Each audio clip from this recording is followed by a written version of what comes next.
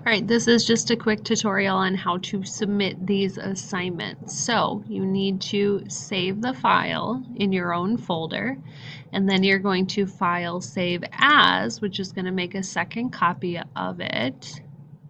We're going to browse and find the student work folder. So if this isn't open for you, you're going to go to this PC, student work, business, STIBS, completed work, technology trends, and whichever project it is that you're submitting. So this one is in here. I can see the other students who have already submitted this, and then I simply press save. It's going to ask if I want to replace it.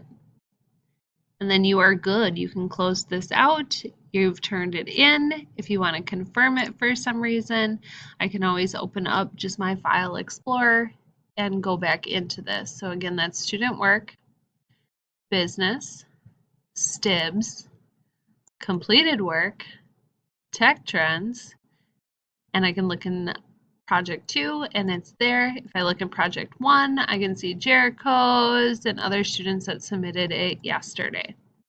Very simple process, but you have to go through the correct folders.